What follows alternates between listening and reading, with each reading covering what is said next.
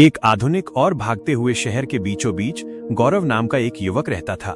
गौरव के पास वो सब कुछ था जो एक सफल भविष्य के लिए चाहिए, बुद्धि, संसाधन और माता पिता का समर्थन। लेकिन उसके पास एक ऐसी बीमारी थी जो दिखाई नहीं देती थी। वो थी कल पर टालने की आदत। गौरव के लिए अभी कभी आता ही नहीं था। वो हमेशा कहता, अभी तो पूरी जिंदगी पड़ी है, ये काम कल कर लूंगा।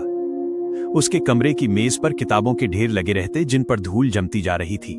जब उसके पिता उसे टोकते तो वो झुंझलाकर कहता, पापा आप चिंता मत कीजिए, मैं आखिरी के 10 दिनों में पढ़कर टॉप कर लूंगा।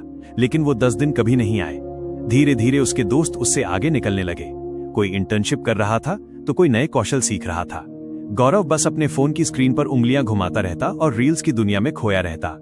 उसे लगता था कि वो बस मनोरंजन कर रहा है, लेकिन असल में वो अपने जीवन की सबसे कीमती मुद्रा समय को खर्च कर रहा था। एक दिन परीक्षा का परिणाम आया। गौरव का नाम सूची में सबसे नीचे था। वो फेल नहीं हुआ था, लेकिन उसके अंक इतने कम थे कि उसे किसी भी अच्छे प्रोजेक्ट या नौकरी के लिए अयोग्य माना गया। उसके दोस्तों को बड़े शहरों से प्रस्ताव मिल रहे थे, जबकि गौरव को अपने घर के आंगन में बैठने में भी शर्म आ रही थी। उसके भीतर एक अजीब सी बेचैनी पैदा हुई। उसे पहली बार महसूस हुआ कि उसने कुछ खो दिया है जिसे वो चाहकर भी दोबारा नहीं खरीद सकता। अपनी इस मानसिक स्थिति से उबरने के लिए उसने सुना कि शहर के बाहरी इलाके में एक शांत उपवन में एक आचार्य रहते हैं जिन्हें लोग कालदृष्टा कहते थे। लोग मानते थे कि उनके पास जीवन की हर उलझन का समाधान है।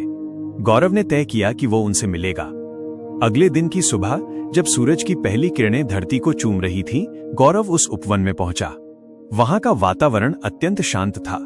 आचार्य एक विशाल वटवृक्ष के नीचे अपनी आंखें बंद किए बैठे थे। गौरव चुपचाप उनके सामने बैठ गया।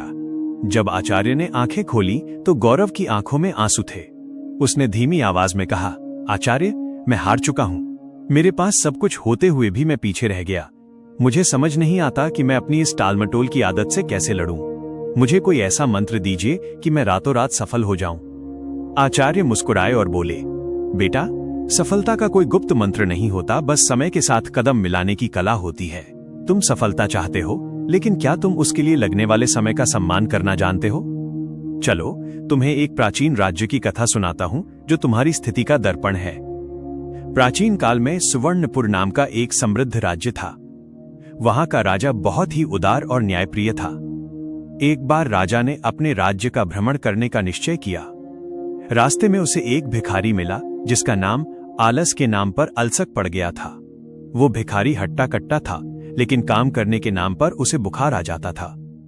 वो हर समय अपनी गरीबी का रोना रोता रहता था। राजा ने उससे पूछा, तुम मेहनत क्यों नहीं करते? भगवान ने तुम्हें स्वस्थ शरीर दिया है। अलसक बोला, महाराज, मुझे काम कौन देगा? और अगर मैं काम करूं भी तो मुझे उतना धन कभी नहीं मिलेगा कि मैं अमीर बन सकूं। मेरी किस्मत ही खराब है। राजा को उस पर तरस आया और उसने उसकी परीक्षा लेने की सोची। राजा ने कहा, ठीक है, मैं तुम्हें एक अवसर देता हूं। आज अभी से लेकर सूर्यास्त होने तक मेरे शाही खजाने के द्वार तुम्हारे लिए खुले रहेंगे। तुम वहां से जितना सोना, चांदी और कीमती रत्न ले जा सकते हो, ले जाओ। वो सब तुम्हारा होगा। बस शर्त एक ही है, जैसे ही सूर्य डूबेगा द्वार बंद हो जाएंगे। अलसक की खुशी का ठिकाना न रहा। उसने सोचा कि अब तो मैं पूरी दुनिया का सबसे अमीर आदमी बन जाऊंगा। वो भागता हुआ अपने घर गया और अपनी पत्नी को ये खबर सुनाई। पत्नी समझदार थी। उसने तुरंत कहा, स्वामी, समय मत गवाइए, अभी सुबह के 9 बजे हैं। तुरंत एक बड़ा थैला उठाइए और महल की ओर दौड़िए। अलसक ने कहा, अरे पगली, अभी तो पूरा दिन पड़ा है। राजा का महल यहां से मात्र 2 मील दूर है। मैं आराम से पहुंच जाऊंगा। पहले मुझे भरपेट भोजन तो करने दो। खजाना ढोने के लिए शरीर में ताकत भी तो चाहिए। उसने इत्मीनान से भोजन किया।